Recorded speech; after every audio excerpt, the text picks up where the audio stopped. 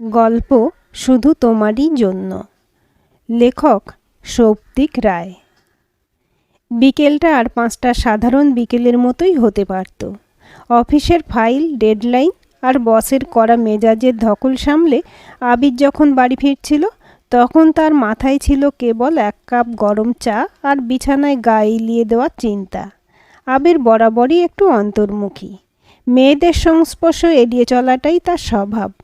বন্ধুদের আড্ডায় যখন প্রেমের গল্প জমে উঠত, আবির তখন উদাসীনভাবে মোবাইলে স্ক্রোল করত। কিন্তু আজ সব হিসেব পাল্টে গেল। পাড়ার ঠিক আগের মোড়টায় একটা ফুচকার দোকান। সেখানে ভিড় লেগেই থাকে, কিন্তু ভিড় ঠেলে আবিরের চোখ আটকে গেল একটি মেয়ের উপর। পরনে সাধারণ সালোয়ার কামিজ, হাতে এক শালপাতার ঠোঙা। মেয়েটি যখন ফুচকা মুখে দিয়ে ঝালের চোটে চোখ মুখ কুঁচকে হাসছিল, তখন যেন আবিরের বুকের ভেতর 1000টা কৃষ্ণের বাঁশি একসাথে বেজে উঠল। আবির থমকে দাঁড়ালো। বুকের ভেতর হার্টবিটটা যেন রেসের ঘোড়ার মতো দৌড়াতে শুরু করেছে। সে অবাক হয়ে ভাবল, আগে তো কখনো এমন হয়নি। তবে কি একেই বলে প্রথম দেখায় প্রেম? মেয়েটির অমলিন হাসি আর চঞ্চল চোখ দুটো আবিরকে এক নিমেষে এক অজানা জগতে নিয়ে গেল। কিন্তু পরক্ষণেই মনে প্রশ্ন জাগল, মেয়েটি কে? এই পাড়ায় তো আগে কখনো দেখেনি। তবে কি নতুন কেউ এলো? আবির যখন ঘোর লাগা চোখে বাড়ি ফিরল, তার মনে তখন নানা জল্পনা কল্পনা।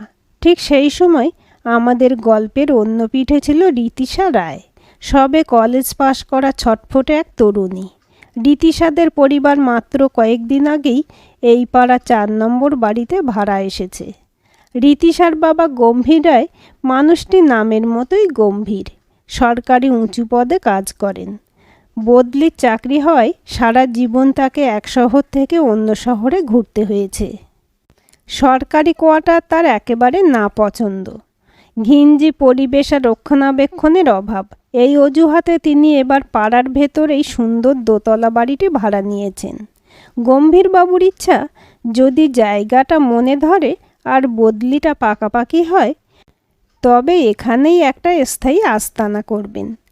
বয়স তো কম হলো না, আর কতকাল যাযাবরের মতো ঘুরে বেড়ানো যায়। বাড়িতে ঢুকেই আবির ব্যাগটা সোফায় রেখে সোজা রান্নাঘরে মায়ের কাছে গেল। মা সাবিত্রী দেবী তখন রাতের রান্না তোড়জোড় করছেন। মা, আমাদের পাড়ায় নতুন কেউ এসেছে নাকি? আবিরের প্রশ্নে সাবিত্রী দেবী অবাক হয়ে খুন্তি থামালেন। আবির কোনো দিন পাড়ার কারোর ব্যাপারে আগ্রহ দেখায় না। কে এলো কে গেল এসব নিয়ে তার বিন্দুমাত্র মাথা ব্যথা থাকে না। সাবিত্রী দেবী হাসি মুখে বললেন, কেন রে? হঠাৎ পাড়ার লোকেদের উপর তোর এত মায়া বাড়ল কেন? মায়ের বাঁকা প্রশ্নে আবির কিছুটা বিরক্ত হলো।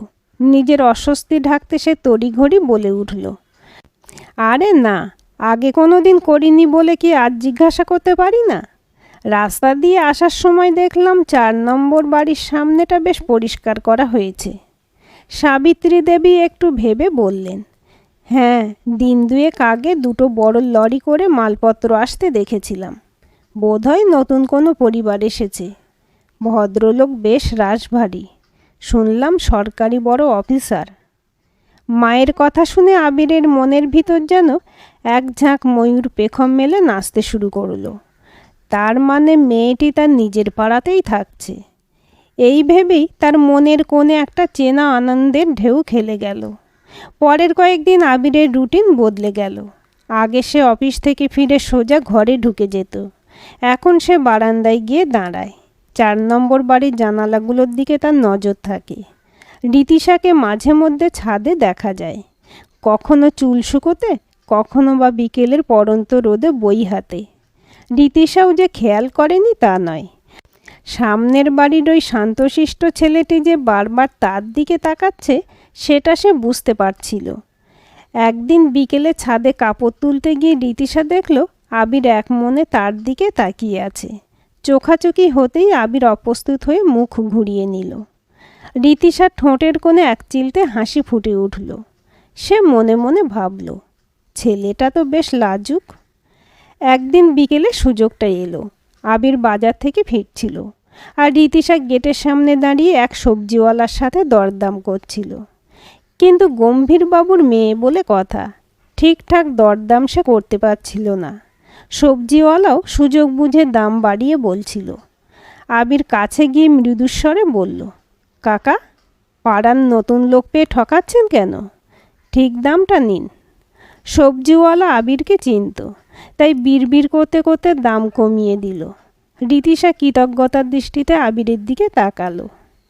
ধন্যবাদ, আমি আসলে এখানকার বাজার দর জানি না, রীতিশা বলল। আবির একটু ইতস্তত করে বলল, অসুবিধা নেই, আমি আবির, সামনের ওই বাড়িটায় থাকি। আমি রীতিশা, আমরা এই তো কয়েকদিন হলো এলাম। ব্যাস, সেই শুরু। এরপর থেকে রাস্তায় দেখা হলে মৃদু হাসি বিনিময় হতো, কখনো বা অল্প দু একটা কথা। আবির বুঝতে পারল রীতিশা শুধু দেখতেই সুন্দর নয়, তার মনটাও খুব পরিষ্কার। আর রীতিশাও অনুভব করল আবিরের এই শান্ত স্বভাবের আড়ালে একটা গভীর ব্যক্তিত্ব লুকিয়ে আছে। দিন গড়াতে থাকে।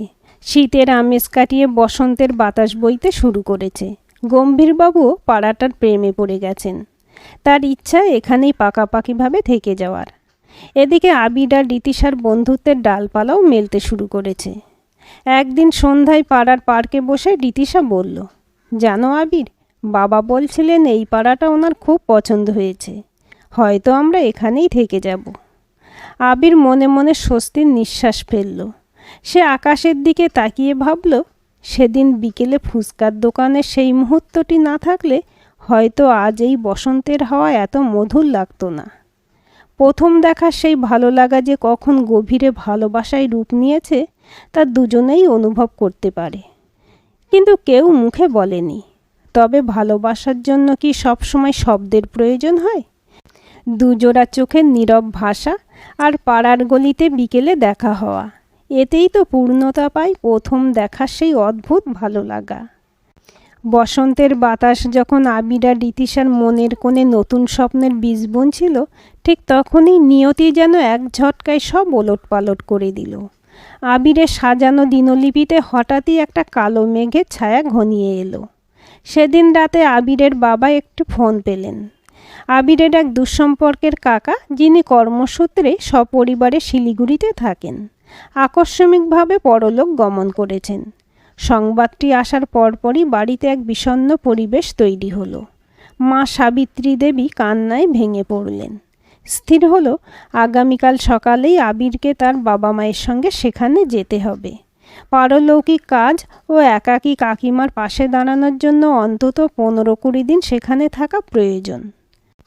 পরদিন ভোরে বেরোনোর সময় আবিরের মনটা ছটফট করছিল। একবার অন্তত রীতিশার সঙ্গে দেখা করা দরকার। কিন্তু এত ভোরে কারোর দরজায় কড়া নাড়াটা যেমন অশোভন, তেমনই তার বাবার কড়া শাসনের সামনে সেই সাহসও সে সঞ্চয় করতে পারল না। দ্রুত হাতে একটি কাগজে লিখল, খুব জরুরি কাজে গ্রামের বাড়ি যাচ্ছি, ফিরতে দিন 15 দেরি হবে, সাবধানে থেকো। কাগজটা ভাঁজ করে রীতিশাদের গেটের ফাঁক দিয়ে ভেতরে ফেলে দিয়ে সে ট্যাক্সিতে উঠে পড়ল। তার মনে শুধু একটাই চিন্তা, ফিরে এসেই সে রীতিশাকে তার মনের সব কথা বলে দেবে। এদিকে রীতিশার জীবনেও এক বড় পরিবর্তন এলো ঠিক সেই দিনই। সকালে যখন সে চিঠিটা পেল তখন তার চোখে জল, কিন্তু তার হাতেও সময় ছিল খুবই কম। কলেজের প্লেসমেন্ট থেকে সে ব্যাঙ্গালোরে একটি নামী সংস্থায় ট্রেনিংয়ের সুযোগ পেয়েছে। বাবা গম্ভীর রায়ের কড়া নির্দেশ, কেরিয়ারের প্রশ্নে কোনো আপোষ নয়। আজ বিকেলের ফ্লাইটেই তাকে রওনা দিতে হবে। রীতিশা ভাবল আবিরকে জানাবে, কিন্তু আবির তখন নেটওয়ার্কের বাইরে। সেও ফিরতি কোনো খবর দিতে পারল না। এক বুক দীর্ঘশ্বাস নিয়ে রীতিশা যখন নিজের ব্যাগ গোছাচ্ছিল তখন বারবার বারান্দায় গিয়ে আবিরদের বন্ধ জানালার দিকে তাকাচ্ছিল। একটা অদ্ভুত শূন্যতা তাকে গ্রাস করছিল। 15 দিন পর শিলিগুড়ির কাজ শেষ করে আবির যখন পাড়ায় ফিরল তখন তার চোখে মুখে ক্লান্তি থাকলেও মনে ছিল একরাশ আনন্দ। 15 দিন সে রীতিশার সাথে কোনো রকম যোগাযোগ করতে পারেনি। তার ফোনটা সেখানে গিয়ে নষ্ট হয়ে গিয়েছিল। ব্যাগটা ঘরে রেখেই সে জামা কাপড় না বদলে সোজা বারান্দায় গিয়ে দাঁড়ালো। কিন্তু রীতিশাদের বাড়িটা যেন কেমন নিঝুম হয়ে আছে। সেই চেনা হাসি, সেই বিকেলে ছাদে চুল শুকানোর দৃশ্য কিছুই চোখে পড়ছে না। পরদিন বিকেলে আর ধৈর্য ধরতে না পেরে আবির বাড়ির সামনে দাঁড়িয়ে থাকা গম্ভীরবাবুকে দেখে এগিয়ে গেল। নমস্কার কাকু, ভালো আছেন? আবির কিছুটা জড়সড় হয়ে জিজ্ঞেস করল। গম্ভীরবাবু চশমাটা ঠিক করে গম্ভীর স্বরেই বললেন, হ্যাঁ ভালো। তোমরা কবে ফিরলে? এই তো কাল রাতে। রীতিশাকে দেখছি না যে, শরীর ভালো আছে তো ওর? বুক ধরফরানি সামলে প্রশ্নটা করল আবির। গম্ভীরবাবু একটু উদাসীনভাবে বললেন, রীতিশা তো এখানে নেই, ও ওর কাজের জন্য ব্যাঙ্গালোর চলে গেছে। ট্রেনিং পিরিয়ড শেষ না হওয়া পর্যন্ত ফিরবে না, হয়তো কয়েক মাস কিংবা বছরখানেক। আবিরের পায়ের তলা থেকে যেন মাটি সরে গেল। যে আনন্দ নিয়ে সে ফিরেছিল তা নিমেষেই ফিকে হয়ে গেল। সামনের চেনা রাস্তা, ফুচকার দোকান আর ওই 4 নম্বর বাড়িটা এখন তার কাছে বড্ড অচেনা মনে হতে লাগলো। যে মেয়েটি তাকে অন্তর্মুখী স্বভাব থেকে বের করে এনেছিল, সে আজ শত শত মাইল দূরে। বিকেলে ঝাপসা আলোয় আবির একা একা দাঁড়িয়ে রইল। তার মনে শুধু একটা প্রশ্নই বারবার ঘুরপাক খেতে লাগলো, তবে কি প্রথম দেখা সেই ভালো লাগা পূর্ণতা পাওয়ার আগেই হারিয়ে গেল? শহরটা একই আছে, পাড়ার মোড়ের ফুচকাওয়ালার দোকানের ভিড়টাও সেই আগের মতোই, কিন্তু আবিরের কাছে সবটাই এখন বড় ফ্যাকাশে। রীতিশা নেই, এই ধ্রুব সত্যটা মেনে নিতে ওর বড় কষ্ট হচ্ছে। 15 দিন আগে যে উচ্ছ্বাস নিয়ে ও শিলিগুড়ি গিয়েছিল, আজ একটা শূন্যতা নিয়ে নিজের বাড়ির বারান্দায় দাঁড়িয়ে থাকে সে। আবির ভাবল, রীতিশার ফোন নম্বরটা তো তার কাছে নেই, কোনোদিন চাওয়াই হয়নি। ফেসবুক বা ইনস্টাগ্রামে খোঁজার চেষ্টা করল সে, কিন্তু রীতিশা রায় নামে হাজারটা প্রোফাইল। কোনটা তার চেনা সেই চঞ্চল মেয়েটি তা বোঝার উপায় নেই। নিজের উপরেই রাগ হতে লাগলো আবিরের। কেন আগে ভাগে নিজের মনের কথা বা অন্তত যোগাযোগের মাধ্যমটা গুছিয়ে রাখল না সে? ব্যাঙ্গালোরের ব্যস্ততা আর মন খারাপ, অন্য শহর, অন্য ভাষা আর কাজের প্রচণ্ড চাপ। রীতিশা নিজেকে ব্যস্ত রাখার আপ্রাণ চেষ্টা করছে। ব্যাঙ্গালোরের ট্রাফিক আর যান্ত্রিক জীবনের মাঝে সে প্রায়ই হারিয়ে ফেলে নিজেকে। হোস্টেলের ব্যালকনিতে দাঁড়ালে তার বারবার মনে পড়ে সেই শান্ত ছেলেটির কথা। সেদিন চলে আসার সময় রীতিশা আবিরের বাড়ির দরজায় একটা চিরকুট রেখে আসতে চেয়েছিল, কিন্তু আবিরদের বাড়ি তখন তালা বন্ধ। প্রতিবেশীদের কাছে জিজ্ঞেস করার উপায় ছিল না, কারণ গম্ভীর রায়ের মেয়ে হিসেবে সে কোনো বিতর্কে জড়াতে চায়নি। রীতিশা তার ডায়েরিতে লিখল, আবির, আমি জানি না তুমি এখন কোথায়, কিন্তু ফিরে এসে যখন দেখবে আমি নেই, তখন কি তুমি আমাকে একটুও খুঁজবে? মাসখানে কেটে গেছে। আবির এখন আগের চেয়েও বেশি চুপচাপ। অফিস আর বাড়ি, এটুকুই তার জগৎ। হঠাৎ একদিন বিকেলে বাজার থেকে ফেরার পথে দেখল গম্ভীরবাবু তাদের বাড়ির গেটের সামনে দাঁড়িয়ে এক প্রতিবেশী ভদ্রলোকের সাথে কথা বলছেন। কথায় কথায় উঠে এলো রীতিশার কথা। হ্যাঁ, মেয়েটা ওখানে একা থাকছে, মা খুব চিন্তা করে। তবে কদিন আগে বলছিল ওর ফোনটা কাজ করছে না, নতুন একটা নম্বর নিয়েছে, গম্ভীরবাবু বলছিলেন। আবির কান খাড়া করল। এটাই কি সুযোগ? সে সাহস সঞ্চয় করে সামনে গিয়ে দাঁড়ালো।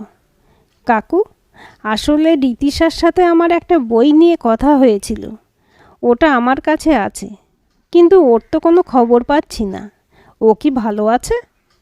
গম্ভীরবাবু একটু সন্দেহের চোখে তাকালেন, তারপর পকেট থেকে ডায়েরি বের করে ফেললেন। হ্যাঁ, ভালো আছে, তবে এই তো ওর ব্যাঙ্গালোরের নতুন নাম্বার, যদি দরকার হয় ফোন করে নিও। আবির যেন আকাশে চাঁদ হাতে পেল। কাঁপা কাঁপা হাতে নম্বরটা নিজের মোবাইলে সেভ করলো সে। ওই 10টা সংখ্যা এখন তার কাছে পৃথিবীর সবচেয়ে দামি সম্পদ। সেই বহু প্রতীক্ষিত ফোন। সেদিন রাতে অনেকক্ষণ ফোনটা হাতে নিয়ে বসে রইল আবির। রাত তখন 10:30। সারা পাড়া নিঝুম, বুক ঢিপ ঢিপ করছে। শেষ পর্যন্ত ফোনটা করল সে। ওপাশ থেকে চেনা সেই মিষ্টি গলার আওয়াজ এলো। হ্যালো, কে বলছেন? আবির কয়েক সেকেন্ড কোনো কথা বলতে পারল না। গলাটা যেন শুকিয়ে কাঠ হয়ে গেছে। হ্যালো, শুনতে পাচ্ছেন? ওপাশ থেকে আবার প্রশ্ন। আমি আমি আবির, খুব কষ্টে উচ্চারণ করল সে। ওপাশে কয়েক মুহূর্তের স্তব্ধতা। তারপর রীতিশার গলাটা যেন ভেঙে এলো খুশিতে। আবির, তুমি তুমি আমার নম্বর কোথায় পেলে? সে অনেক কথা। তুমি এভাবে চলে গেলে কেন? একবারও জানানোর প্রয়োজন মনে করলে না? আবিরের গলায় অভিমানের সুর। রীতিশা হাসল, তবে সেই হাসিতে জল ছিল। আমি জানাতে চেয়েছিলাম আবির, কিন্তু তুমি তো নিরুদ্দেশ ছিলে। আর তোমার ফেলে যাওয়া চিরকুটটা এখনও আমার ব্যাগে চেনে রাখা আছে। সেই রাতে আর কথা ফুরোলো না। ব্যাঙ্গালোর আর কলকাতার দূরত্ব যেন এক লহমায় মুছে গেল। কিন্তু আবির কি পারবে তার মনের আসল কথাটা বলতে? নাকি এই দূরত্বই তাদের মাঝখানে একটা বড় পাঁচিল তুলে দেবে? ফোনের ও প্রান্তে যখন রীতিশার গলার স্বর শোনা গেল, আবিরের মনে হলো যেন মরুভূমিতে এক পশলা বৃষ্টির ছোঁয়া পেল সে। সেই রাতে ঘড়ির কাঁটা থেমে থাকেনি, কিন্তু তাদের কথা যেন ফুরুতেই চাইছিল না। দীর্ঘ 1 মাসের না বলা জল্পনা কল্পনা, একে অপরকে খুঁজতে চাওয়ার আকুতি, সবই যেন এক লহমায় বাঁধ ভেঙে বেরিয়ে এলো। পরের কয়েকটা দিন ছিল আবিরের জীবনের সবচেয়ে রঙিন দিন। অফিস থেকে ফেরার পথে এখন সে আর উদাসীন থাকে না, বরং ট্রেনের জানালার বাইরে তাকিয়ে মুচকি হাসে। কানে হেডফোন গোঁজা, ও প্রান্তে রীতিশা। ব্যাঙ্গালোরের যান্ত্রিক জীবন আর কলকাতার নিঃসঙ্গতা, সবটাই যেন এই দুই হৃদয়ের সেতুতে ঢাকা পড়ে গিয়েছিল। রীতিশা তার ট্রেনিং আর অফিসের মাঝে যেটুকু সময় পায় সবটাই আবিরের জন্য তুলে রাখে। একদিন কথা বলতে বলতে রীতিশা মৃদু হেসে বলল, জানি না কেন, তবে মনে হয় তোমার সাথে কথা না বললে আমার দিনটা আর পূর্ণ হয় না। তুমি কি জাদুকর? আবির একটু অপ্রস্তুত হয়ে উত্তর দিল, জাদুকর তো তুমি, যে এত দূরে থেকেও আমার মনটা চুরি করে নিলে। কথাটা বলেই আবির বুঝতে পারল সে নিজের মনের গোপন দুয়ারটা একটু বেশিই খুলে ফেলেছে। কিন্তু রীতিশা ওপাশ থেকে কোনো উত্তর দিল না, শুধু একরাশ দীর্ঘশ্বাস ছাড়া। সেই নিস্তব্ধতার মানে ছিল অনেক গভীর। বিপদের মেঘ, কিন্তু সুখের দিনগুলো কি এত সহজে কাটে? আবির আর রীতিশার এই লুকোচুরি প্রেমে প্রথম আঘাত এলো খুব অপ্রত্যাশিতভাবে। একদিন রাতে আবির যখন রীতিশার সাথে কথা বলছিল, ঠিক তখনই গম্ভীরবাবু আচমকা রীতিশার ঘরে ঢুকে পড়েন। ব্যাঙ্গালোরে রীতিশা তখন হোস্টেলের বাইরের বারান্দায় দাঁড়িয়ে গভীর মগ্ন হয়ে কথা বলছিল। গম্ভীরবাবু তাকে না জানিয়ে সারপ্রাইজ দিতে ব্যাঙ্গালোরে পৌঁছেছিলেন। রীতিশার হাত থেকে ফোনটা কেড়ে নিলেন তিনি। স্ক্রিনে দেখলেন আবির নামটা জ্বলজ্বল করছে। গম্ভীরবাবুর মুখটা থমথমে হয়ে গেল। তিনি কেবল বললেন, আমি কি এই জন্য তোকে এখানে পাঠিয়েছি? আমি তো জানতাম তুই কেরিয়ার নিয়ে সিরিয়াস। ওদিকে আবির ফোনটা কেটে যাওয়ার পর বারবার চেষ্টা করেও আর যোগাযোগ করতে পারল না। তার মনের ভিতর এক অশুভ সংকেত বাজতে শুরু করলো। কি হলো হঠাৎ? রীতিশা কি কোনো বিপদে পড়ল? এক কঠিন সিদ্ধান্ত। পরের 2 দিন আবির কোনো খবর পেল না। রীতিশার নম্বর বন্ধ। তাদের বাড়ির সামনে গিয়ে দেখল বাড়ির সদর দরজায় বড় একটা তালা ঝুলছে। প্রতিবেশীদের থেকে জানতে পারল রীতিশার মাও নাকি তড়িঘড়ি ব্যাঙ্গালোরে চলে গেছেন। আবির আর স্থির থাকতে পারল না। তার ভেতরে থাকা সেই অন্তর্মুখী ছেলেটা যেন হঠাৎ করেই এক লড়াকু প্রেমিক হয়ে উঠল।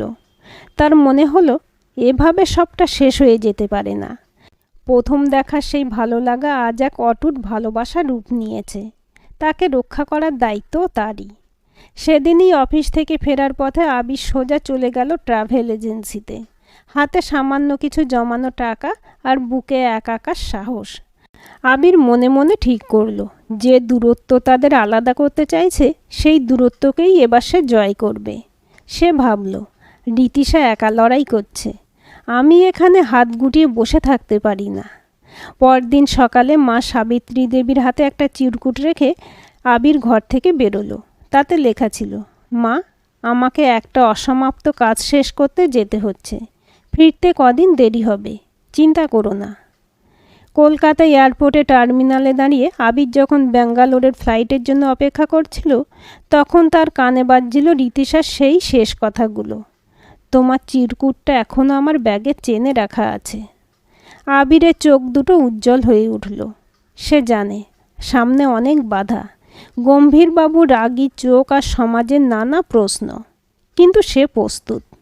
ব্যাঙ্গালোর এয়ারপোর্টে যখন আবির পা রাখল, তখন বাইরের ঝলমলে রোদটাও তার কাছে এক অজানা আশঙ্কায় ঘেরা বলে মনে হচ্ছিল। এই শহরটা তার কাছে একেবারে অচেনা, না জানে ভাষা, না চেনে গলি। তার কাছে সম্বল শুধু রীতিশার অফিসে সেই পুরনো অ্যাড্রেসটা, যেটা গল্পের ছলে রীতিশা একদিন বলেছিল। একটা ট্যাক্সি নিয়ে আবির সোজা পৌঁছালো রীতিশার হোস্টেলে, কিন্তু সেখানে গিয়ে জানতে পারল রীতিশা দুদিন আগে হোস্টেল ছেড়ে দিয়েছে। তার বাবা মা এসে তাকে নিয়ে গেছেন। কোথায় সেটা ওয়ার্ডেন জানাতে পারলেন না। আবিরের মাথার উপর যেন আকাশ ভেঙে পড়ল। তবে কি সব শেষ? রীতিশা কি তবে চিরতরে হারিয়ে গেল? আবির দমে যাওয়ার পাত্র নয়। সে সারাদিন শহরে বিভিন্ন গেস্ট হাউস আর হোটেলে রীতিশার বাবার নাম দিয়ে খোঁজাখুঁজি করল, কিন্তু কোথাও কোনো হদিশ নেই। ক্লান্ত হয়ে যখন সে একটা পার্কের বেঞ্চে বসল, তখন তার নজর গেল পাশের একটা কফি শপে। কাঁচের ওপারে একটা চেনা অবয়ব। হ্যাঁ, ওটা রীতিশাই। তবে তার চোখে সেই চঞ্চলতা নেই, তার বদলে আছে একরাশ বিষণ্ণতা। তার পাশে বসে আছেন গম্ভীরবাবু, গম্ভীর মুখে ল্যাপটপে কাজ করছেন। রীতিশার মা সাবিত্রী দেবীর সাথে কি একটা বিষয় নিয়ে তর্ক করছেন তিনি। আবির আর দেরি করল না। ভয় আর জড়তাকে একপাশে সরিয়ে রেখে সে শটান কফি শপের ভেতরে গিয়ে দাঁড়ালো। মুখোমুখি সংঘাত। কাকু, নমস্কার। আবিরের শান্ত অথচ দৃঢ় কণ্ঠস্বর শুনে রীতিশা চমকে তাকালো। তার চোখে এক পলকে অবিশ্বাসের ছায়া, তারপরেই এক অদ্ভুত স্বস্তি। গম্ভীরবাবু চশমাটা নাকের ডগায় নামিয়ে তীক্ষ্ণ চোখে আবিরকে দেখলেন। তুমি এখানেও চলে এসেছো? তোমার স্পর্ধা তো কম নয়। আবির বিনীতভাবে বলল, স্পর্ধা নয় কাকু, এটাকে অধিকার বলতে পারেন। আমি আপনার মেয়েকে ভালোবাসি, আর আমি বিশ্বাস করি ও আমাকে পছন্দ করে। আমাদের মাঝে কোনো লুকোচুরি নেই। ভালোবাসা? কেরিয়ারের এই সময়ে এসব ফাজলামি সহ্য করব না আমি। রীতিশাকে আমি কালই কলকাতায় ফিরিয়ে নিয়ে যাচ্ছি। ওর এই চাকরি করার দরকার নেই। গম্ভীরবাবু গর্জে উঠলেন। এবার রীতিশা উঠে দাঁড়ালো। বাবার সামনে কোনো দিন কথা না বলা সেই মেয়েটি আজ যেন বদলে গেছে। বাবা, আবির কলকাতায় থাকলেও আমি ব্যাঙ্গালোরে মন দিয়ে কাজ করছিলাম। ও আমার দুর্বলতা নয়, ও আমার শক্তি। তুমি কেন বুঝতে পারছো না? কফি শপের ভেতরে তখন পিনপতন নীরবতা। গম্ভীরবাবু মেয়ের দিকে অনেকক্ষণ তাকিয়ে রইলেন। তারপর আবিরের দিকে ফিরে বললেন, তুমি সরকারি চাকরি করো না, সাধারণ একটা প্রাইভেট ফার্মে আছো। আমার মেয়েকে সুখে রাখার ক্ষমতা তোমার আছে? ঠিক আছে, আমি তোমাকে একটা সুযোগ দেব। আগামী 6 মাস আমি তোমাদের কোনো যোগাযোগ করতে দেব না। যদি এই 6 মাসে তোমরা নিজেদের কেরিয়ারের উন্নতি করতে পারো আর তোমাদের মন না বদলায়, তবেই আমি মেনে নেব। আবির রীতিশার দিকে তাকালো। রীতিশার চোখে তখন জল, ঠোঁটে এক চিলতে হাসি। সে জানে এই লড়াইটা তাদের দুজনকে একসাথেই লড়তে হবে, যদিও তারা থাকবে আলাদা। আবির বলল, আমি রাজি। আমি প্রমাণ করে দেব যে শুধু সময়ের স্রোতে ভেসে যাওয়ার জন্য আমি ওকে ভালোবাসিনি। এয়ারপোর্টের বাইরে দাঁড়িয়ে আবির আর রীতিশা শেষবারের মতো একে অপরের দিকে তাকালো। গম্ভীরবাবু পাশে দাঁড়িয়ে ঘড়ি দেখছেন। আবির ফিসফিস করে বলল, 6 মাস পর আমি আবার 4 নম্বর বাড়ির সামনে দাঁড়াবো। তুমি আসবে তো? রীতিশা শুধু মাথা নাড়ালো। তার ব্যাগ থেকে একটা চিরকুট বের করে আবিরের হাতে দিল। তাতে লেখা, শুধু তোমারই জন্য আমি আবার ফিরব। ফ্লাইটটা যখন আকাশ চিরে উঠতে শুরু করলো, আবির জানালার বাইরে তাকিয়ে ভাবল, ভালোবাসা আসলে শুধু কাছে আসা নয়, বরং একে অপরের যোগ্য হয়ে ওঠার নাম। 6 মাসের এই বিরতি কি তাদের প্রেমকে আরও গভীর করবে, নাকি সময়ের ধুলোয় সব ঢাকা পড়ে যাবে? বেঙ্গালুরু থেকে কলকাতায় ফেরার ফ্লাইটটা যখন মাঝ আকাশে, আবিরের হাতের মুঠোয় তখন রীতিশার দেওয়া সেই চিরকুটটা ঘামে লেপ্টে আছে। শুধু তোমারই জন্য আমি আবার ফিরব। শব্দ কটি যেন তার হৃৎপিণ্ডের স্পন্দনের সাথে তাল মেলাচ্ছে। গম্ভীরবাবুর দেওয়া 6 মাসের কঠিন চ্যালেঞ্জটার যতটা না পেশাদারি উন্নতির, তার চেয়েও বেশি ছিল ধৈর্যের। কলকাতা ফিরেই আবির নিজেকে খোলস পাল্টানো এক মানুষের মতো গুছিয়ে নিল। পুরনো সেই ছিমছাম জীবন আর আড্ডার মেজাজ বিসর্জন দিয়ে সে দিনরাত এক করে দিল তার প্রজেক্টের পেছনে। যে ছেলেটা অফিস শেষে গঙ্গার ঘাটে বসে থাকতো, সে এখন গভীর রাত অবধি ল্যাপটপের নীল আলোয় নতুন কোডিং শিখছে। মাস 3 কেটে গেল। কোনো ফোন নেই, কোনো মেসেজ নেই। রীতিশা সোশ্যাল মিডিয়া প্রোফাইলগুলো সব নিস্তব্ধ। মাঝে মাঝে খুব একা লাগলে আবির রীতিশার বাড়ির সামনে গিয়ে দাঁড়াতো। গেটে বড় তালা ঝুলছে। পাড়ার লোক মারফত জানতে পেরেছে রীতিশাকে তার বাবা মাসির বাড়িতে পাঠিয়ে দিয়েছেন, যাতে আবির কোনোভাবে যোগাযোগ করতে না পারে। সত্যি না মিথ্যে জানার কোনো উপায় সে খুঁজে পাচ্ছে না। অন্যদিকে ব্যাঙ্গালোরে রীতিশার জীবনটাও সহজ ছিল না। বাবা তার ফোন কেড়ে নিয়েছেন। অফিসের ল্যান্ডলাইন ছাড়া বাইরের সাথে যোগাযোগ বিচ্ছিন্ন।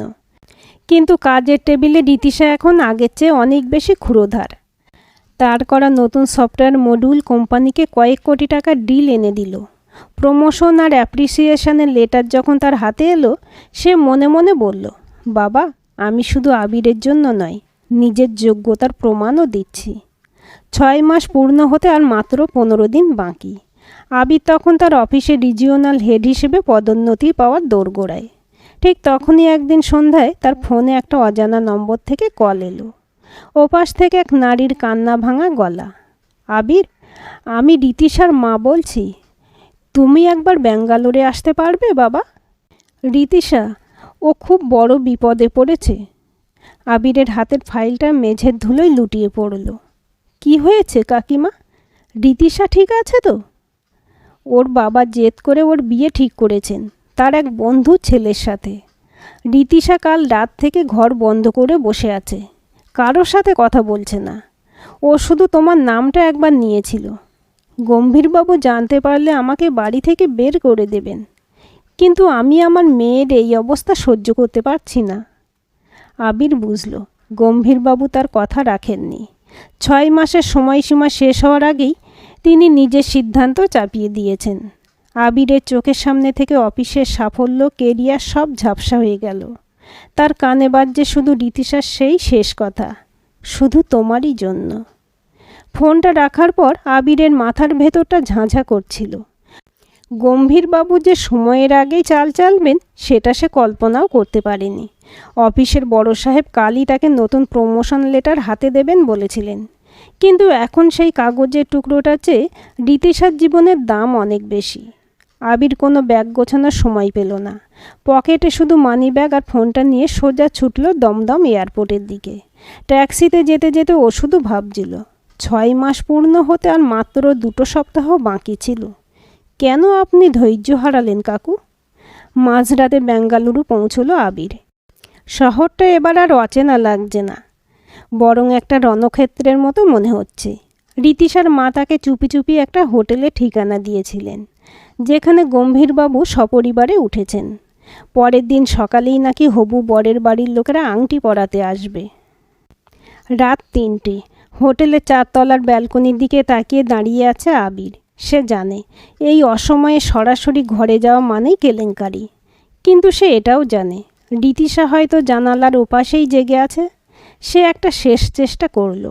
রীতিশার মায়ের ফোনে একটা মেসেজ পাঠালো, আমি হোটেলের নিচে আছি, রীতিশাকে একবার জানালার কাছে আসতে বলুন। মিনিট 5 পর 4 তলার একটা অন্ধকার জানালার পর্দা একটু সরল। চাঁদের আলোয় আবির দেখতে পেল সেই ম্লান মুখটা, রীতিশা। দুজনের মাঝখানে দূরত্ব অনেক, কিন্তু দৃষ্টিতে যেন 1000 মাইলের আর্তনাদ। রীতিশা ইশারায় তাকে চলে যেতে বলল, পাছে বাবা দেখে ফেলেন। কিন্তু আবির নড়ল না। সে ফোন বের করে রীতিশার ফোনে ডিরেক্ট কল করলো। এবার ফোনটাকেও রিসিভ করলো। কেন এলে আবির? বাবা জানতে পারলে পুলিশে দেবেন তোমাকে। রীতিশার গলার স্বর কান্নায় বুঝে আসছে। আবির শান্ত গলায় বলল, উনি পুলিশে দিন বা ফাঁসিতে ঝোলান, আমি আজ এখান থেকে একা যাব না রীতি। তুমি কি আমায় বিশ্বাস করো? করি, কিন্তু কোনো কিন্তু নয়। কাল সকাল 9টায় যখন ওরা আসবে, তার আগে তোমাকে একটা সিদ্ধান্ত নিতে হবে। আমি ঠিক সকাল 8টায় হোটেলের মেন গেটে ট্যাক্সি নিয়ে থাকব, তুমি আসবে? ওপাশ থেকে কোনো উত্তর এলো না, শুধু একটা চাপা কান্নার শব্দ পাওয়া গেল। তারপর লাইনটা কেটে গেল। পরদিন সকাল 8:30 হোটেলের লবিতে তখন সাজো সাজো রব। গম্ভীরবাবু পাঞ্জাবি পরে গম্ভীর মুখে তদারকি করছেন। রীতিশার মা সাবিত্রী দেবী লাল চোখে একপাশে দাঁড়িয়ে। রীতিশাকে জোর করে একটা দামি শাড়ি পরানো হয়েছে। ঠিক সেই সময় হোটেলের গেটে একটা হলুদ ট্যাক্সি এসে থামল। আবির গাড়ি থেকে নামল না, কিন্তু তার চোখ নিবদ্ধ রইল হোটেলের কাঁচের দরজার দিকে। সময় যেন থমকে গেছে। 8:35, 8:45, 8:50। ইতিমধ্যে ছেলের বাড়ির লোকজন এসে হাজির হয়েছে। আবির উৎকণ্ঠিতভাবে ভেবে চলেছে, রীতি বেরোতে পারবে তো? আদৌ কি সে আসবে? হঠাৎ হোটেলের ভেতরে একটা শোরগোল শোনা গেল। গম্ভীরবাবুর গর্জানো গলা কানে এলো। রীতিশা, কোথায় যাচ্ছ তুমি? থামো বলছি। সবাইকে অবাক করে দিয়ে হাতে মাত্র একটা ছোট হ্যান্ডব্যাগ নিয়ে হন্তদন্ত হয়ে বেরিয়ে এলো রীতিশা। তার পেছন হবু বরের বাড়ির লোক আর ক্রুদ্ধ গম্ভীরবাবু। রীতিশা কোনো দিকে না তাকিয়ে সোজা দৌড়ে গিয়ে ট্যাক্সিতে উঠে বসল। ড্রাইভার, স্টার্ট দিন। রীতিশার গলায় আজ এক অদ্ভুত জেদ। গম্ভীরবাবু গাড়ির কাঁচের ওপারে আছাড় খেয়ে পড়লেন। আবির, তুই আমার মেয়েকে জোর করে তুলে নিয়ে যাচ্ছিস, আমি তোকে শেষ করে দেব। আবির শান্তভাবে গাড়ির কাঁচ নামালো। মিস্টার গম্ভীর, আমি জোর করছি না, আমি শুধু আপনার দেওয়া চ্যালেঞ্জের মর্যাদা রাখতে চেয়েছিলাম, কিন্তু আপনি নিজেই সেটা ভেঙেছেন। আপনার মেয়ে প্রাপ্তবয়স্ক, ও নিজের ভালো বোঝে। আমরা রেজিস্ট্রি অফিসে যাচ্ছি।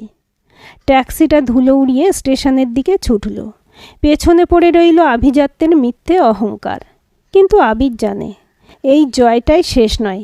সমাজ, পরিবার আর পরিস্থিতির সাথে আসল যুদ্ধটা তো মাত্র শুরু হলো। ট্যাক্সির পেছনের সিটে রীতিশার হাতটা শক্ত করে ধরে রেখেছে আবির।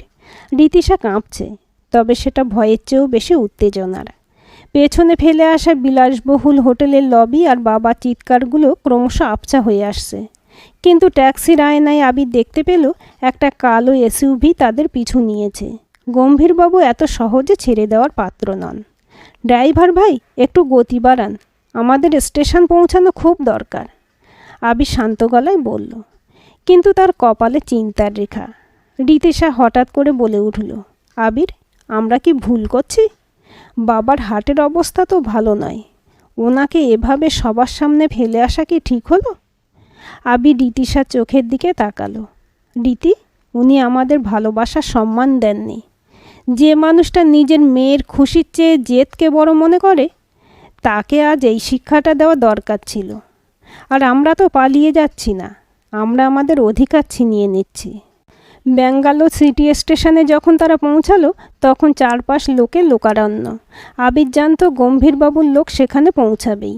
সে কৌশলে স্টেশনের মূল গেট দিয়ে না ঢুকে মালপত্রের গেট দিয়ে রীতিশাকে নিয়ে প্ল্যাটফর্মে ঢুকল। কিন্তু ভাগ্য সহায় ছিল না।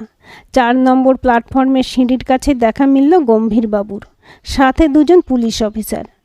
দাঁড়াও, গম্ভীরবাবুর বজ্রকণ্ঠ শোনা গেল। ইন্সপেক্টর, এই সেই ছেলে যে আমার মেয়েকে ফুসলিয়ে নিয়ে যাচ্ছে। আবির থামল না। সে পকেট থেকে একটা ফোল্ডার বের করে এগিয়ে দিল অফিসারের দিকে। অফিসার, রীতিশা চ্যাটার্জি একজন প্রাপ্তবয়স্ক নারী। তার 24 বছর বয়স। আর এই দেখুন, আমাদের গত সপ্তাহে অনলাইনে করা ম্যারেজ রেজিস্ট্রেশনের নোটিশ আর রীতিশার স্বেচ্ছায় দেওয়া ভিডিও বয়ান। আমরা আইন মেনেই সব করছি। পুলিশ অফিসারটি কাগজগুলো দেখে গম্ভীরবাবুর দিকে তাকালেন। স্যার, এরা তো সাবালক, আর মেয়েটিও আপনার সাথে যেতে রাজি বলে মনে হচ্ছে না। আমরা এখানে কিছু করতে পারবো না। গম্ভীরবাবুর মুখটা অপমানে নীল হয়ে গেল। তিনি আবিরের কাছে গিয়ে ফিসফিস করে বললেন, তুই জিতেছিস মনে করছিস? কলকাতা ফেরার পর তোদের জীবন আমি নরক করে দেব। আমার ক্ষমতা তুই জানিস না। আবির যখন ট্যাক্সি নিয়ে নিজের পাড়ায় ঢুকলো, তার বুকটা ধক করে উঠল। পাড়ার মোড়ে 3টে কালো রঙের গাড়ি দাঁড়িয়ে। তার চেনা বাড়ির সামনে এক দঙ্গল অচেনা লোক। আবিরের মা সুজাতা দেবী বারান্দায় দাঁড়িয়ে উদ্ভ্রান্তের মতো এদিক ওদিক তাকাচ্ছেন। রীতিশার হাত ধরে আবির যখন ভিড় ঠেলে ভেতরে ঢুকলো, সুজাতা দেবী ছেলেকে দেখে ডুকরে কেঁদে উঠলেন। আবির, তুই এসেছিস বাবা? এই লোকগুলো বলছে এ বাড়ি নাকি আমাদের নয়। তোর বাবা মারা যাওয়ার আগে নাকি বাড়িটা বন্ধক রেখেছিলেন, আর এখন সেটা কার কাছে বিক্রি হয়ে গেছে। আবির বজ্রাহত হয়ে দাঁড়িয়ে রইল। তার বাবা ছিলেন একজন সৎ চাকুরিজীবী, তিনি বাড়ি বন্ধক রেখে দেবেন এটা অসম্ভব। সে ভিড় ঠেলে এগিয়ে যেতেই এক হোঁতকা মতো লোক একটা ফাইল এগিয়ে দিল। মিস্টার আবির, গম্ভীরবাবু আপনার বাবার পুরনো কিছু ঋণের কাগজ উদ্ধার করেছেন। আইন মেনে বাড়িটা এখন ওনার বিজনেস পার্টনারের নামে। আপনারা এখন অনধিকার প্রবেশ করছেন। ৮ ঘন্টার মধ্যে বাড়ি খালি না করলে পুলিশ ডাকতে বাধ্য হব। আবির বুঝল এটা গম্ভীরবাবুর নিষ্ঠুরতম চাল। তিনি শুধু রীতিশাকে কেড়ে নিতে চাননি, আবিরকে রাস্তায় বসিয়ে তার মেরুদণ্ড ভেঙে দিতে চেয়েছেন। আর মা তো আবিরের সবচেয়ে বড় দুর্বলতা। মা, তুমি শান্ত হও, আমি আছি তো। আবির দাঁতে দাঁত চেপে বলল। রীতিশা এগিয়ে গিয়ে সুজাতা দেবীর হাত ধরল। মা, আমি রীতিশা। আপনার এই অবস্থার জন্য আমিই দায়ী, আমাকে ক্ষমা করবেন। সুজাতা দেবী রীতিশার চোখের জল দেখে আর নিজেকে সামলাতে পারলেন না। তিনি বুঝলেন মেয়েটি আজ ঘর ছাড়া, শুধু তার ছেলের ভালোবাসার টানে। তিনি রীতিশাকে বুকে টেনে নিলেন। আবির তার মাকে নিয়ে এবং রীতিশাকে নিয়ে সেই রাতেই ঘর ছাড়ল। বড় আদরের পৈতৃক বাড়িটায় যখন তালা পড়ল, আবির দেখল দূর থেকে একটা কালো কাঁচতোলা গাড়ি ধীরে ধীরে চলে যাচ্ছে। সে জানে ভেতরে গম্ভীরবাবু বসে পৈশাচিক হাসি হাসছেন। শহরের এক জীর্ণ গলিতে ছোট দুটো ঘরের একটা ভাড়া বাসায় মা রীতিশাকে নিয়ে উঠল আবির। আসবাবপত্র বলতে কিছুই নেই, শুধু মেঝেতে একটা শতরঞ্চি, সাথে আনা কয়েকটা বাসন আর একটা কেরোসিন তেলের স্টোভ। মা রান্নাঘরে রীতিশাকে দেখাচ্ছিলেন কিভাবে স্টোভ জ্বালাতে হয়। দুই ভিন্ন পৃথিবীর দুই নারী আজ পরিস্থিতির চাপে এক হয়ে গেছে। মাঝরাতে আবির দেখল রীতিশা জানালার ধারে বসে কাঁদছে। ভেবেছিলাম তোমাকে রাজপ্রাসাদে রাখব রীতি, কিন্তু আমার ঘরটাই কেড়ে নিল তোমার বাবা। আবির পেছন থেকে এসে দাঁড়ালো। রীতিশার চোখের জল মুছে বলল, বাড়ি মানে তো দেওয়াল নয় আবির, বাড়ি মানে আমরা।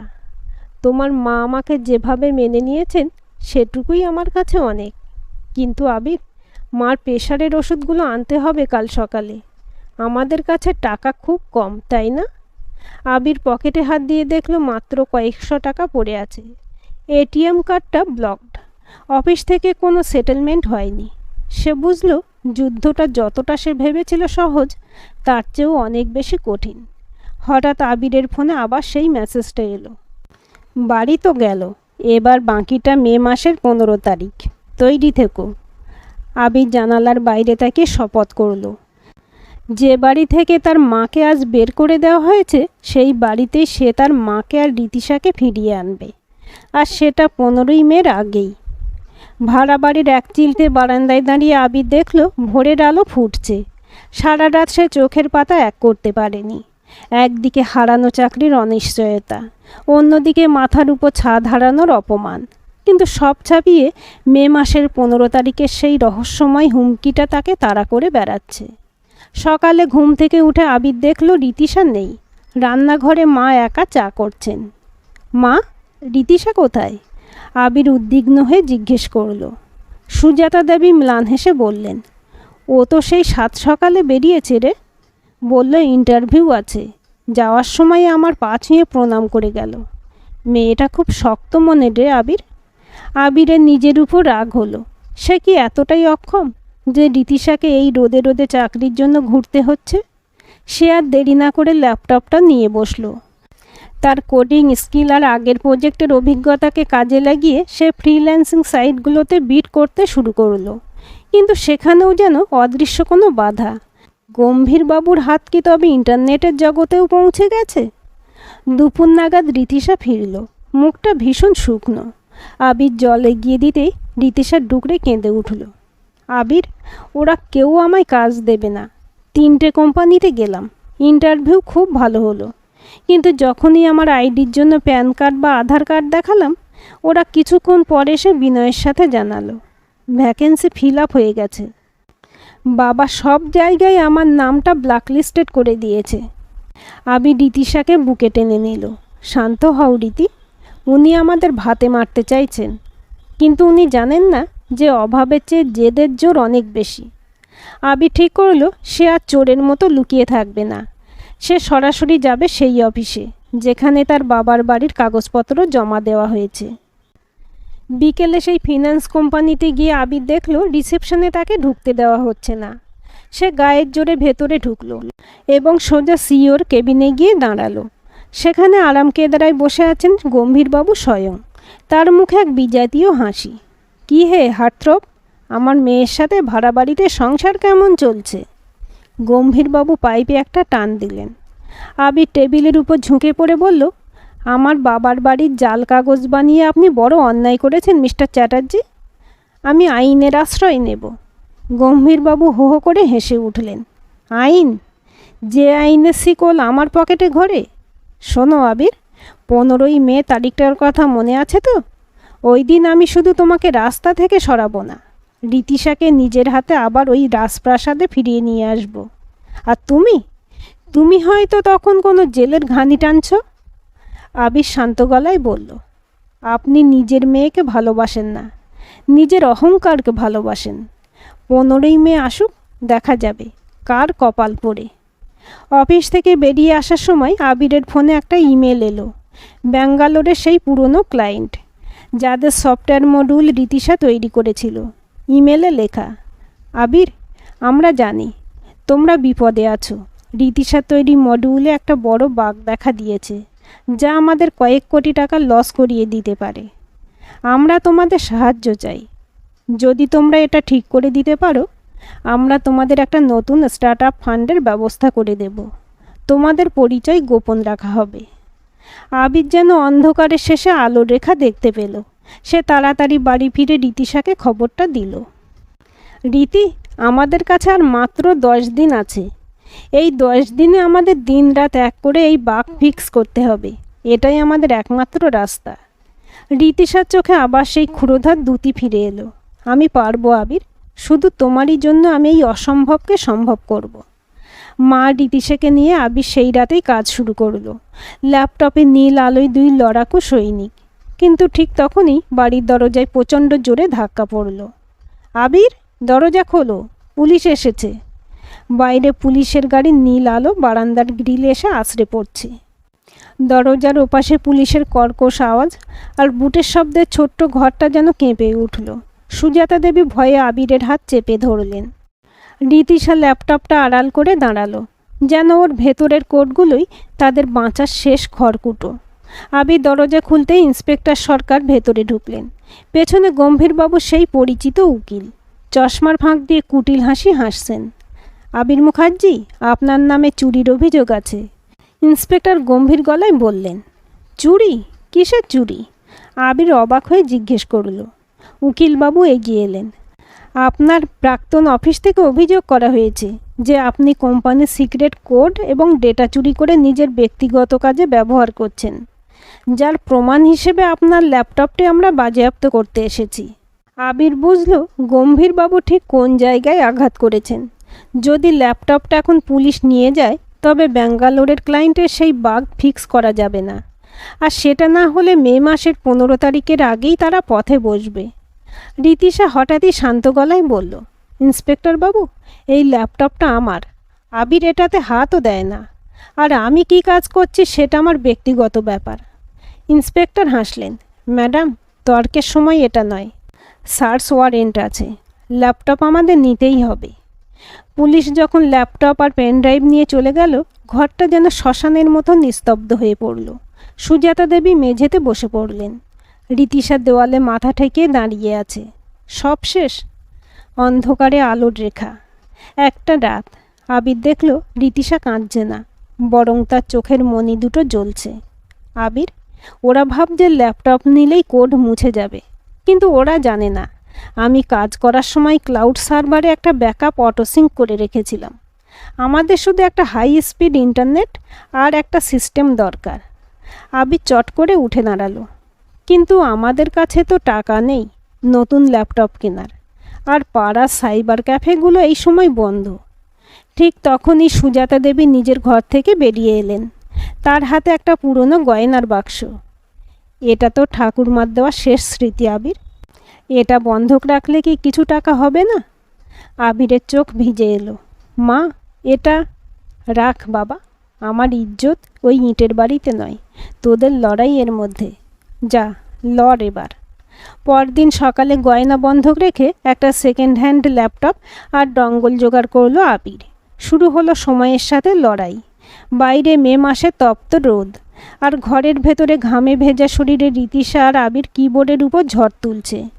দিন যত এগোচ্ছে গম্ভীরবাবুর হুমকি মেসেজে তীব্রতা তত বাড়ছে। 12ই মে, আর 3 দিন। ব্যাগ গুছিয়ে নাও রীতিশা। 14ই মে, কাল সকালে সূর্য ওঠার আগেই পুলিশের গাড়ি তোমাদের দরজায় থাকবে আবির। চুরির মামলায় 10 বছরের জেল নিশ্চিত। রীতিশার আঙুলগুলো কাঁপছে। শেষ মডিউলটা আপলোড হচ্ছে। প্রোগ্রেস বার দেখাচ্ছে 98%, 99%, 100%। হয়ে গেছে আবির, ফাইল চলে গেছে ক্লায়েন্টের কাছে। রীতিশা চিৎকার করে আবিরকে জড়িয়ে ধরল। ঠিক আধ ঘন্টার মধ্যে আবিরের ফোনে একটা ফোন এলো। সেই ব্যাঙ্গালোরের client. Excellent work, bug fixed. তোমাদের পাওনা টাকার স্টার্টআপ ফান্ডের প্রথম কিস্তি তোমাদের অ্যাকাউন্টে ক্রেডিট করে দেওয়া হয়েছে। আর শোনো, তোমাদের নামে যে চুরির কেস করা হয়েছিল, আমাদের লিগ্যাল টিম সেটা আজ সকালেই চ্যালেঞ্জ করছে। তোমরা এখন সুরক্ষিত। সকাল 8টা, সেই জীর্ণ ভাড়া বাড়ির সামনে এসে থামল 3টে বিলাসবহুল গাড়ি। গম্ভীরবাবু নামলেন তার দলবল নিয়ে। আজ তিনি রীতিশাকে নিয়ে যাবেনই। কিরে আবির, বেরো, পুলিশ আসছে তোর হাত করা নিয়ে। গম্ভীরবাবু চিৎকার করে উঠলেন। আবির ধীর পায়ে বেরিয়ে এলো। তার পেছনে রীতিশা আর সুজাতা দেবী। আবিরের হাতে একটা আইনি কাগজ। মিস্টার চ্যাটার্জি, আপনি আসতে একটু দেরি করে ফেলেছেন। মানে? গম্ভীরবাবু ভুরু কুঁচকুলেন। মানে হলো, আজ সকাল 7টায় আমি আমার বাবার বাড়ি সেই বন্ধকি ঋণ শোধ করে দিয়েছি, আর আপনার বিজনেস পার্টনারের বিরুদ্ধে জালিয়াতির মামলা ঠুকেছি। এই দেখুন, ব্যাংকের এনওসি। আর হ্যাঁ, আপনার মেয়ের করা সফটওয়্যারের পেটেন্ট এখন আমাদের কোম্পানির নামে। আপনার কোনো ক্ষমতা নেই তাকে স্পর্শ করার। গম্ভীরবাবুর পায়ের তলা থেকে যেন মাটি সরে গেল, আর সেই দোদণ্ড প্রতাপ যেন তাসের ঘরের মতো ভেঙে পড়ছে। রীতিশা এগিয়ে এলো বাবার কাছে। বাবা, তুমি বলেছিলে শুধু আবিরের জন্য আমি ফিরব। হ্যাঁ, আমি ফিরেছি, কিন্তু তোমার ওই মিথ্যে আভিজাত্যের প্রাসাদে নয়। আমি ফিরছি আমার নিজের বাড়িতে, আমার মায়ের কাছে, আর আমার আবিরের কাছে। গম্ভীরবাবু কিছু বলতে চাইলেন, কিন্তু তার আগেই তার বুকে একটা অসহ্য যন্ত্রণা শুরু হলো। তিনি টাল সামলাতে না পেরে পড়ে যাচ্ছিলেন। আবির দৌড়ে গিয়ে তাকে ধরে ফেলল। কাকু, শত্রুতা অনেক হয়েছে, এবার মানুষ হওয়ার চেষ্টা করুন। আবির তাকে গাড়িতে তুলে দিল। গাড়িগুলো যখন ধুলো উড়িয়ে চলে যাচ্ছে, আবির রীতিশার দিকে তাকালো। যুদ্ধ শেষ রীতিশা? রীতিশা হেসে আবিরের হাত ধরল। না, যুদ্ধের প্রথম পর্ব শেষ হলো। এবার আমাদের ঘর সাজানোর পালা। বিকেলের পড়ন্ত রোদে তারা 3জন আবার ফিরল তাদের সেই পুরনো বাড়িতে। সুজাতা দেবী যখন প্রদীপ জ্বালিয়ে দরজায় দাঁড়ালেন, আবিরের মনে হলো লড়াইটা কঠিন ছিল ঠিকই, কিন্তু অর্জিত জয়টার স্বাদ পৃথিবীর সব সুখের চেয়েও মিষ্টি। আজকের গল্পটি কেমন লাগলো কমেন্ট করে জানাবেন। ভালো লাগলে লাইক, শেয়ার এবং হাইপ করবেন। আর চ্যানেলটি সাবস্ক্রাইব করে বেল আইকনটি ক্লিক করে রাখতে ভুলবেন না।